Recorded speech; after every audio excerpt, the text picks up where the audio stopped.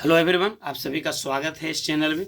आज के सेशन में आप फिर देखेंगे 12th सेंटअप एग्ज़ाम 2024-25 में जो 11 तारीख से होने जा रहा है, उसके लिए शॉर्ट आंसर टाइप का प्रॉब्लम का कुछ कलेक्शन। 20 प्रॉब्लम पहले बताया जा चुका है। आज 21वां सवाल होगा। ये आपको 12 तारीख को एग्ज़ाम मैथ का होगा। 11 तारीख से शुरू हो रहा है सेंटअप एग्ज़ाम। ज़रूर बैठिएगा, क्योंकि इसी के मार्क्स के आधार पर आपको फॉर्म भरने की सुविधा मिलेगी। तो 12 तारीख को एक प्रस्तावित है मैथ का एग्ज़ाम। हम सोचे थे कुछ ज़्यादा सवाल आपके बीच रखें, लेकिन बीच में महापर्व और बहुत सारी बातें आ गई। तो चलिए, कम से कम 30 सवाल शॉर्ट क्वेश्चन आपको हम दे दें कि इसी के आधार पर आपको सवाल बनाने में सुविधा हो। तो आज आप इन सारे लेक्चर को एक बार ज़रूर देख लीजिएगा। छोटा छोटा वीडियो है, ये चौथा पार्ट है। क्वेश्चन नंबर 21 देखिए। 20 नंबर तक हम इंडेफिनिट इंटीग्रेशन उठाए थे। प्रत्येक चैप्टर से दो दो सवाल हम उठा रहे हैं। तो क्वेश्चन नंबर 21 देखिए, ये आपका डेफिनिट इंटीग्रेशन का प्रॉब्लम है। जो इस तरह का क्वेश्चन हमेशा बिहार बोर्ड में आता है। क्वेश्चन है 0 से 3 dx/9 + x²। तो इस टाइप के इंटीग्रेशन को कैसे बनाएंगे? ये आपका इंडेफिनिट इंटीग्रेशन का इसमें डायरेक्ट फार्मूला लगेगा। फार्मूला होता है dx/a² + x² बराबर होता है 1/a tan इनवर्स x/a। अब इंडेफिनिट रहता है तो +c, यहाँ डिफिनिट है तो c को हटाएंगे और लिमिट को रखेंगे। अब आप देखिए यहाँ कि इस फार्मूला पर इसको कैसे पुट करेंगे। तो dx/a² जोड़ x² फार्मूला है। तो ये 9 जो है वो किसी का स्क्वायर है। किसका स्क्वायर है भाई? तो 3 का स्क्वायर है। इसका मतलब a का वैल्यू क्या हो गया? 3 हो गया। तो इसका आंसर हो जाएगा कितना? 1/3 tan इनवर्स x/3 और लिमिट हो जाएगा आपका 0 से लेके 3 तक। अब आप इस लिमिट को तोड़िए, जहाँ पर आपको इन्वर्स का फॉर्मूला भी यूज करना पड़ जाएगा। ये हो जाएगा आपका tan इनवर्स, पहले x के जगह पर रखते हैं अपर लिमिट। अपर लिमिट है 3, तो 3/3 हो जाएगा 1। फिर बीच में माइनस का साइन, tan इनवर्स, अब x के जगह पर 0, तो 0/3 हो जाएगा 0। अब इस दोनों का हम प्रिंसिपल वैल्यू रख देंगे तो हो जाएगा 1/3 tan इनवर्स 1 के जगह पर हो जाएगा tan π/4 माइनस tan इनवर्स 0 के जगह पर लिख सकते हैं tan 0। tan 0 क्यों लिखे? क्योंकि tan 0 का मान होता है 1। यहाँ tan π/4 क्यों लिखे? क्योंकि tan π/4 का मान होता है 1। अब यहाँ पर आप फॉर्मूला लगा देंगे कि tan इनवर्स tan थीटा बराबर होता है थीटा, जब थीटा का मान -π/2 से π/2 के बीच में हो, यानी -90 से +90 के बीच में हो। तो 45 डिग्री भी इसके बीच में है, 0 भी इसके बीच में है। तो हम डायरेक्ट फार्मूला अप्लाई कर देंगे। तो फर्दर एक्सपेंड करने के बाद क्या मिलेगा आपको? tan इनवर्स tan थीटा बराबर होगा थीटा, और यहाँ भी होगा थीटा यानी 0। तो π/4 -0 हो गया π/4, जिसको 1/3 से मल्टीप्लाई करेंगे तो ये हो जाएगा π/12। ये आपका आंसर हो गया। अगला क्वेश्चन नंबर 22 देखिए। 0 से π/2 2 sin x divided by 2 sin x plus 2 cos x dx। तो पहले आप इसको मान लीजिए कि ये इंटीग्रल I है। I = 0 से π/2 2 sin x divided by 2 sin x plus 2 cos x dx। अब आप यहाँ लगा दीजिए डिफिनिट इंटीग्रल का एक प्रॉपर्टीज होता है 0 से a f(x) dx बराबर होगा 0 से a f(a-x) dx। तो I बराबर होगा 0 से π/2, यहाँ जो पहले लिखे हुए थे 0 से π/2 2 sin x divided by 2 sin x plus 2 cos x dx। इसको इक्वेशन 1 मान लीजिए, और इस इक्वेशन में अब x को रिप्लेस कर दीजिए a-x से। a क्या होता है? तो अपर लिमिट होता है। अपर लिमिट क्या है? π/2। तो π/2 यानी x जो है वो रिप्लेस हो जाएगा π/2 - x में। तो यहाँ क्या मिल जाएगा आपको? 2 sine pi by 2 minus x. तो साइन 90 माइनस एक्स बराबर क्या होता है, कॉस एक्स। यानी साइन एक्स बदल जाएगा कॉस एक्स में, यहाँ भी साइन एक्स बदल जाएगा कॉस एक्स में, और यहाँ कॉस एक्स बदल जाएगा साइन एक्स में। तो आपको मिल जाएगा रिजल्ट क्या, 2 to the power cos x divided by 2 to the power cos x plus 2 to the power sine x d x. इसको इक्वेशन 2 मान लीजिए। अब 1 और 2 को जोड़ दीजिए, तो 1 और 2 को जोड़ देंगे तो मिल जाएगा 2i बराबर 0 से पाई बाई 2। अब दोनों का डिनोमिनेटर देखिए सेम है, यहाँ 2 के पावर कॉस एक्स प्लस 2 के पावर साइन एक्स, और यहाँ भी देखिए 2 के पावर साइन एक्स प्लस 2 के पावर कॉस एक्स।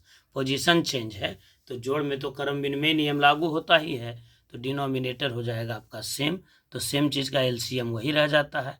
यानी एलसीएम हो जाएगा 2 to the power sine x plus 2 to the power cos x. अब 1 का न्यूमरेटर था 2 to the power sine x, तो वही लिखा जाएगा, और 2 का न्यूमरेटर हो जाएगा 2 to the power cos x. इसको देख लीजिए, देखिए जो इक्वेशन 2 है उसका न्यूमरेटर है ये 2 to the power cos x, और 1 का है 2 to the power sine x. अब यहाँ पर देखिए ये पूरा आपको कैंसिल हो गया, ये सेम टर्म हो गया ऊपर न्यूमरेटर और डिनोमिनेटर में।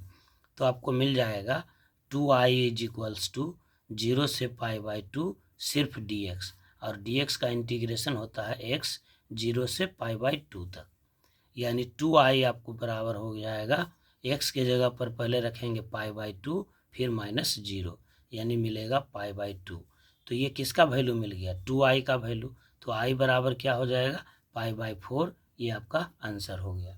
इस टाइप के सवाल ऑब्जेक्टिव में भी पूछे जाएंगे, जहाँ पर आप एक ट्रिक्स का यूज कर लीजिएगा। क्या होगा, अगर 0 से a एफ एक्स बटा f of x plus f of a minus x मिल जाए, यानी ऊपर में जो फंक्शन है न्यूमरेटर में, डिनोमिनेटर में एक वही रहे और दूसरा रहे ए माइनस एक्स करके, तब ऐसी स्थिति में इनका आंसर होगा लिमिट का डिफरेंस, यानी ए और 0 का डिफरेंस तो ए और उसका फिर आधा ए बाई 2। ऐसा कोई भी सवाल रहे जिसमें न्यूमरेटर और डिनोमिनेटर का फंक्शन इस रूप में हो। यहाँ पर एक दूसरा ट्रिक्स भी लागू होता है कि अगर a से b रहे और इसी टाइप का फंक्शन रहे f of x divided by f of x plus f of a plus b minus x हो जाए, f of a plus b minus x, तो इसका भी आंसर वही होगा b minus a divided by 2। ये दोनों ऑब्जेक्टिव के लिए भी काफ़ी इंपॉर्टेंट है, दोनों रिजल्ट को ज़रूर एक बार आप देख लीजिएगा। चलिए क्वेश्चन नंबर 23 में चलते हैं। क्वेश्चन नंबर 23 देखिए, ये एरिया बाउंडेड कर्व से है। जनरली इससे लॉन्ग क्वेश्चन पूछा जाता है, लेकिन इधर देख रहे हैं कि छोटा छोटा सवाल शॉर्ट आंसर टाइप में भी पूछना शुरू कर दिया है, तो इसको भी एक बार देख लेना उचित रहेगा। क्वेश्चन है find the area bounded by the curve y बराबर x cube x axis and the two ordinates x बराबर 1 एंड x बराबर 2। सबसे पहले आप y बराबर एक्स क्यूब का ग्राफ खींच दीजिए। तो y बराबर एक्स क्यूब का ग्राफ आपका होगा इस टाइप से, देखिएगा ऑरिजिन से ऊपर चला जाएगा ऐसे, एक्स क्यूब का ग्राफ ऐसा हो जाएगा। उसके बाद एक लाइन है x बराबर 1, ये लाइन हो गया आपका x बराबर 1। x बराबर 1 एक लाइन है जो बाई एक्सिस के पैरेलल है, और उसके बाद फिर है x बराबर 2, तो ये लाइन x बराबर 2 हो गया। तो आपको एरिया निकालना है इसी का, यानी y बराबर एक्स क्यूब, ये जो y बराबर एक्स क्यूब है इससे घिरा हुआ क्षेत्र, और लाइन x बराबर 1 और x बराबर 2 से, तो ये पूरा होगा। तो एरिया में आप क्या जानते हैं कि जिस कर्व को आप इंटीग्रेट करते हैं उसके नीचे का आपको पूरा एरिया मिल जाता है, शर्त है कि वो एक्सिस से बाउंड होना चाहिए। और अगर एक्स एक्सिस के साथ बाउंडेड है तो एक्स के रेस्पेक्ट में इंटीग्रेट करेंगे, बाई एक्सिस के रेस्पेक्ट में बाउंडेड है तो बाई एक्सिस के रेस्पेक्ट में इंटीग्रेट करेंगे। तो इसका एरिया हो जाएगा कहाँ से कहाँ तक, ये लिमिट हो जाएगा 1 से 2 तक, 1 से 2 तक। किसको इंटीग्रेट करेंगे, तो इस कर्व को। ये कर्व क्या है, बाई, तो बाई डी एक्स, यानी एरिया हो जाएगा 1 से लेके 2 तक। बाई का मान क्या है, एक्स क्यूब, तो एक्स क्यूब का इंटीग्रेशन हो जाएगा x के पावर 4 बटा 4, 1 से लेके 2 तक। अब डिफिनिट इंटीग्रेशन में कांस्टेंट पर कोई प्रभाव नहीं पड़ता है, इसको आप बाहर निकाल दीजिए। अब x की जगह पर अपर लिमिट रख दीजिए, तो पहले रखिएगा 2, तो 2 के पावर 4 क्या हो जाएगा 16, माइनस फिर रखेंगे 1, 1 का पावर 4 क्या हो जाएगा 1, तो 16 में से 1 जाएगा क्या हो गया 15, तो 15/4 स्क्वायर यूनिट। रिवीजन बहुत ज़रूरी है, इसीलिए हम ये वीडियो बना रहे हैं। हमारा वीडियो बनाने का पर्पस यही है कि आपको एक बार फिर से पूरा सिलेबस एक बार मन में आ जाए। रिवीजन के बारे में ये कहा गया है कि it is the key point of success. किसी भी व्यक्ति को सफलता तभी प्राप्त होती है जब वो लगातार नियमित रूप से रिवीजन पर फोकस करे।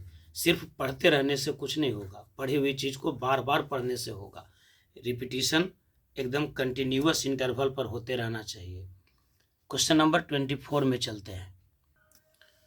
क्वेश्चन नंबर 24 है आपका डिफरेंशियल इक्वेशन से। क्वेश्चन कह रहा है find the general solution of differential equation √1 + x² into dy plus √1 + y² into dx बराबर 0।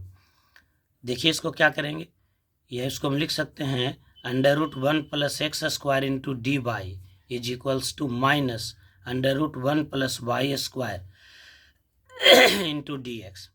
ये डिफरेंशियल इक्वेशन आपका वेरिएबल सेपरेबल वाला केस में आ गया। वेरिएबल सेपरेबल का मतलब होता है वेरिएबल को सेपरेट करना, यानी y वाले टर्म को dy के साथ और x वाले टर्म को dx के साथ।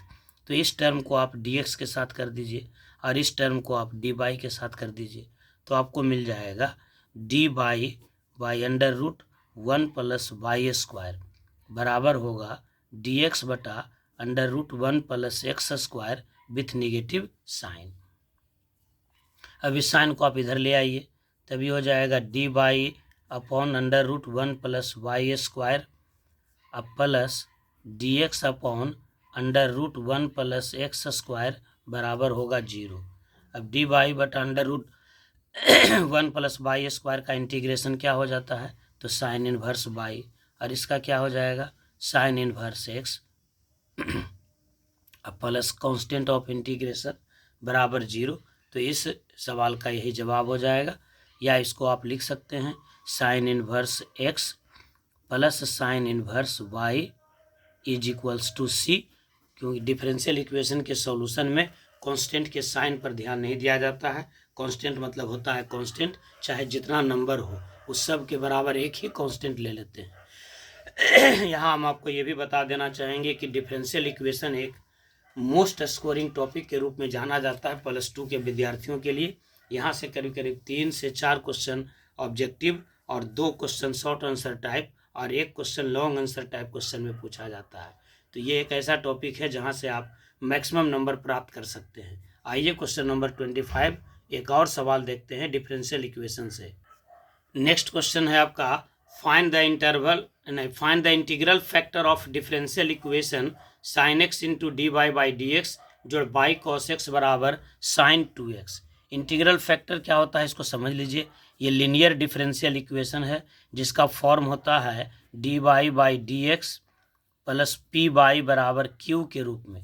अगर कोई differential equation dy by dx plus P by बराबर q के रूप में हो, जहाँ p और q या तो x का फंक्शन हो या फिर कांस्टेंट टर्म हो, तब ऐसे स्थिति में इसको कहा जाएगा लीनियर डिफरेंशियल इक्वेशन, और इसका इंटीग्रल फैक्टर का फॉर्मूला हो जाएगा e⁻∫ ऑफ p dx।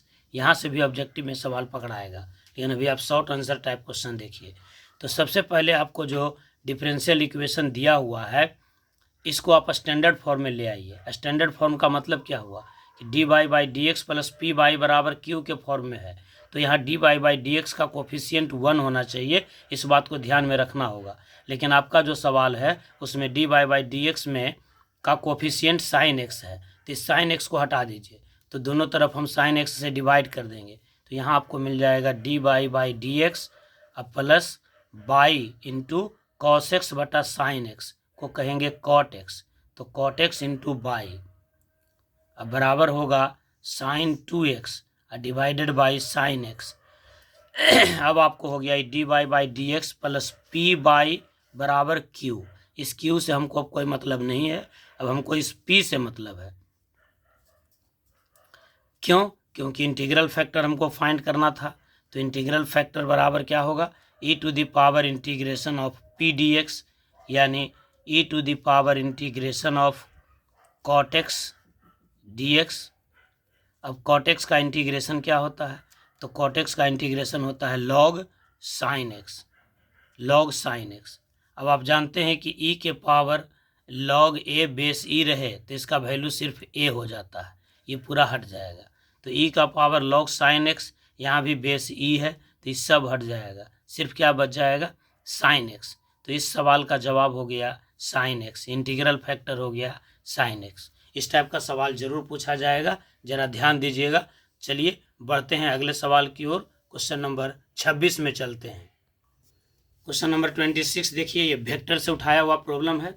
करा इफ ए बराबर x i plus 2j minus z k and b बराबर 3i minus y j plus k are two equal vectors, then find the value of x plus y plus Z.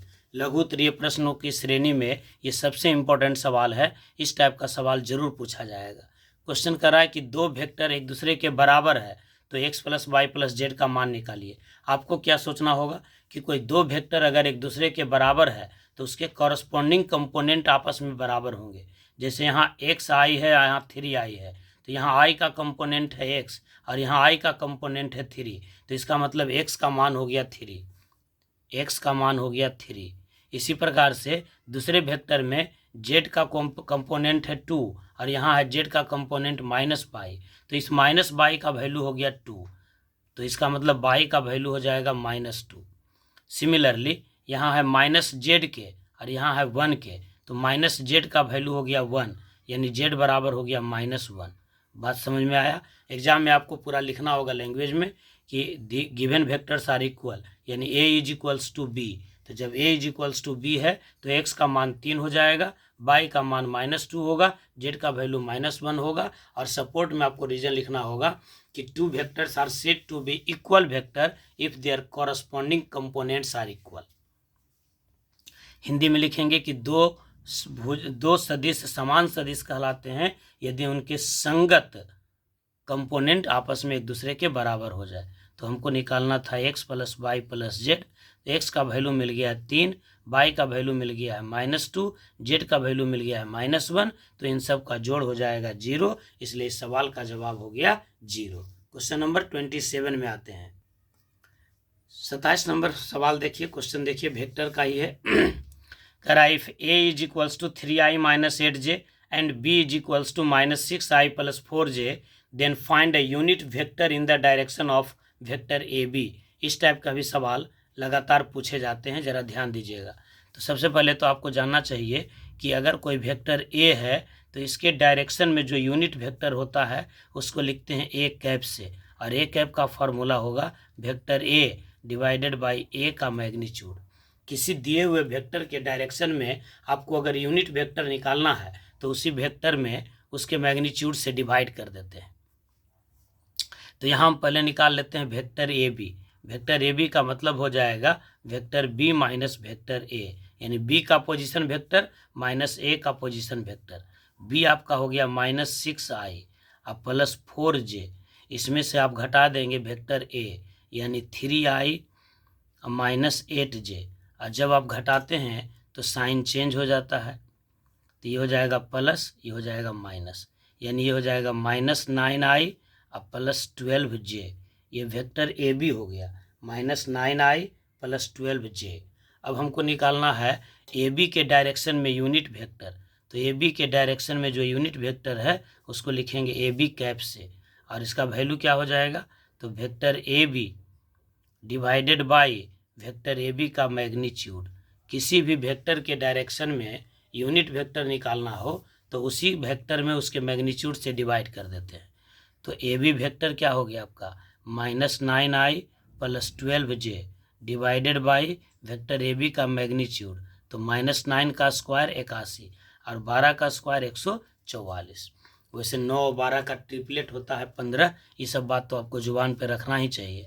-9i plus 12j divided by होगा 144 और 81 जोड़ेंगे तो 225, और इसका वर्गमूल हो जाएगा 15, तो आंसर हो जाएगा -9i plus 12j divided by 15। और इसको बढ़िया से लिख सकते हैं तो आपको क्या मिल जाएगा? 3 से दोनों को ऊपर नीचे डिवाइड कर दीजिए, न्यूमरेटर और डिनोमिनेटर दोनों में 3 से डिवाइड कर दीजिए, तो नीचे हो जाएगा 1/5 और ये हो जाएगा -3i अब +4j, 4 तिहाई 12, 3 तिहाई 9। तो ये इस सवाल का जवाब हो गया। आइए क्वेश्चन नंबर 28 में चलते हैं। क्वेश्चन नंबर 28 देखिए, ये क्वेश्चन 3D से लिया गया है। कह रहा if a line makes an angle alpha beta gamma with the coordinate axis then find the value of cos 2 alpha plus cos 2 beta plus cos 2 gamma. 3D का ये सवाल, डायरेक्शन कोसाइन से सवाल। आप जानते हैं कि अगर कोई लाइन 3D प्लेन में एक्स एक्सिस के साथ यदि अल्फा एंगल पर झुका हुआ हो, वाई एक्सिस के साथ यदि बीटा एंगल पर झुका हुआ हो और जेड एक्सिस के साथ यदि गामा एंगल पर झुका हुआ हो, तो कॉस अल्फा, कॉस बीटा और कॉस गामा को कहते हैं डायरेक्शन कोसाइन, जिसको लिखते हैं एल, एम और एन से। और इसका फॉर्मूला होता है एल स्क्वायर जोड़ एम स्क्वायर जोड़ एन स्क्वायर बराबर 1, या आप कह सकते हैं cos square alpha plus cos square beta plus cos square gamma is equals to 1। और आपको फाइंड करना है किसका वैल्यू भाई, तो cos 2 alpha plus cos 2 beta plus cos 2 gamma. अब ये ट्रिग्नोमेट्री के फॉर्मूला से आप इसको लिख दीजिए कि cos 2 अल्फा का फॉर्मूला होता है 2 cos स्क्वायर अल्फा -1, यहाँ हो जाएगा 2 cos स्क्वायर बीटा -1 और ये हो जाएगा 2 cos स्क्वायर गामा -1। अब इसमें जो ट्रिग्नोमेट्री वाला टर्म है उसमें 2 कॉमन ले लीजिए, तो आपको मिल जाएगा cos स्क्वायर अल्फा जोड़ cos स्क्वायर बीटा और जोड़ cos स्क्वायर गामा और माइनस हो जाएगा 1 और 1 और 1 3। अब देखिए cos स्क्वायर अल्फा जोड़ cos स्क्वायर बीटा जोड़ cos स्क्वायर गामा का वैल्यू कितना होता है भाई, तो इसका वैल्यू होता है 1, तो 2 × 1 हो गया 2 और उसमें से 3 घटा देंगे तो कितना हो जाएगा 2 - 3, यानी हो जाएगा -1। इस सवाल का जवाब हो गया। अब मोबाइल का मेमोरी समाप्त हो गया है। हम कोशिश करेंगे कि आज ही 2-3 प्रॉब्लम का और एक शॉर्ट वीडियो बना दें। अभी तक 28 हुआ है और 2-3 चैप्टर बच गया है, जिसमें एक प्रोबेबिलिटी है और 3D का एक प्रॉब्लम और है। तो 3 से 4 प्रॉब्लम और करेंगे या 2 ही प्रॉब्लम और करेंगे 30 नंबर तक। आपसे गुजारिश है कि आप वीडियो को लाइक कीजिए और ज़्यादा से ज़्यादा लोगों में से शेयर कीजिए। बहुत बहुत धन्यवाद। आपको कल से हो रही परीक्षाओं के लिए अग्रिम शुभकामनाएं। आपका एग्ज़ाम बहुत ही अच्छा हो, ताकि सेंटअप एग्ज़ाम में जो परिणाम मिले उस पर आपका माइंड थोड़ा बूस्टअप हो और फाइनल जो बोर्ड का एग्ज़ाम होगा उसमें आप क्रैक करेंगे। बहुत बहुत धन्यवाद।